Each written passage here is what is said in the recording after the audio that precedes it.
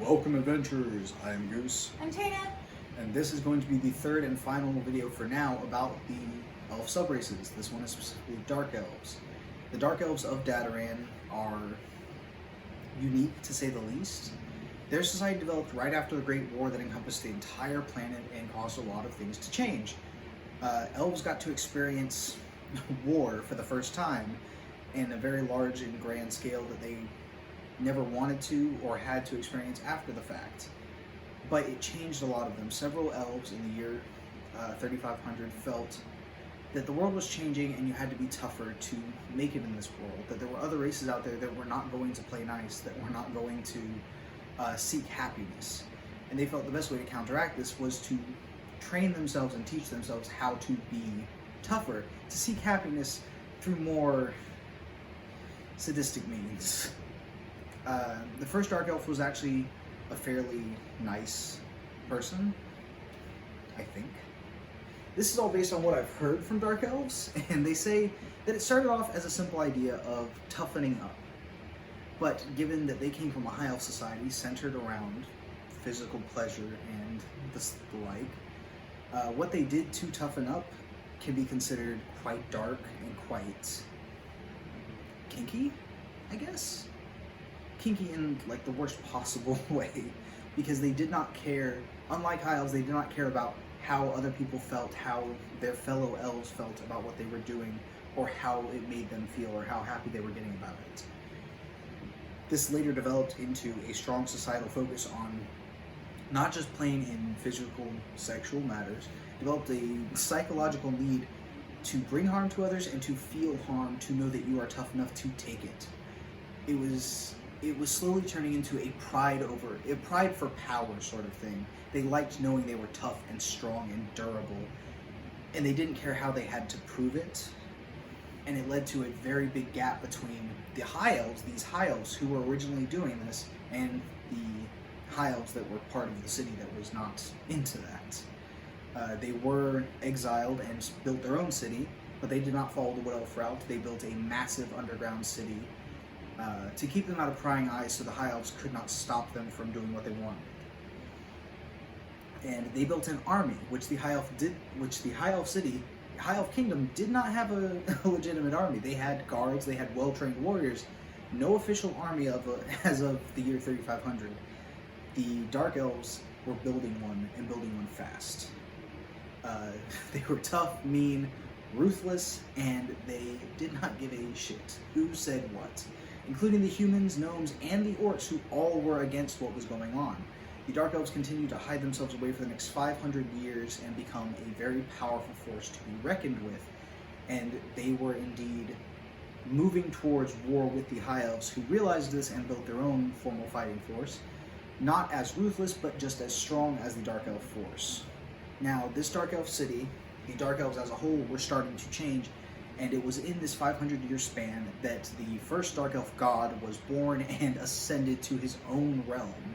This was one of the first, but not the first time that a mortal on Dadoran gained the power to become a god of their own volition and have a following of people who were worshipping and empowering that god. This god made his own realm, a very dark realm called Sadists.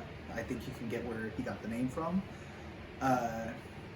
In Sadists, it is law that you be the top dog, and if you're not, you're under the person who's above you's boot heel all the time. It was that god who gave his new elves their darker appearance. He blackened their skin to make them more easily hidden in the dark. He instituted new magics. He invented new magics before his ascension, where he showed them how to turn invisible, how to hide their voices and footsteps, how to speak in new language. He invented a new Dark Elf language specifically so the High Elves couldn't speak it, because Elvish isn't easy to learn in the fucking first place. But it was through this new development that the Dark Elves got their place. And the Dark Elves, their skin glowing, is a natural result of their dark nature.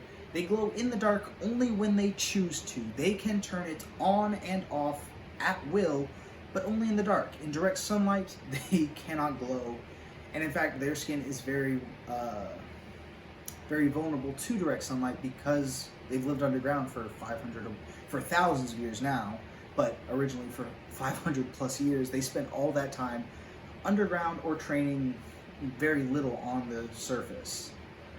They also were pushed further underground after they lost the first Elvish War, the first true Elvish war between the Dark Elves and the High Elves. And after that point, they signed a peace treaty. They established a bit of a border between their land in the north of Aethelus, the continent that the Elves live on, and the mid to southern area where the High Elves and the Wood Elves lived. The northern part of the continent was cut off, and it is Dark Elf land. Modern times, after the Cataclysm, the High Elf city no longer exists, and it has impacted the Dark Elves. They definitely don't have the same distaste for the High Elves as they used to. They're still very warlike, but they are much more open to just going out and trying to pick fights like they would have a couple thousand years ago. But it's not the same. They are very much a more toned down society, especially because they are a very small society. There are very few places that have like large populations of Dark Elves besides the main Dark Elf cities in the northern parts of Aethelus now. And their whole society is kind of crumbling because they don't have advanced technologies or advanced war technologies like they want. They are not a warring society like they used to be, and they are not keeping up.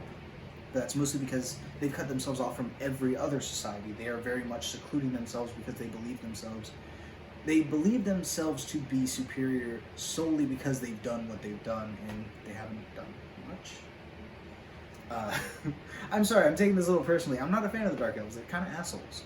The few Dark Elves I've met have been decent, but you can still feel that sort of vibe they give off of, like, yeah, you're alright, but I'm still better. You know the people I'm talking about. But that is Dark Elves as a whole. That is where they are now and how they got to be who they are.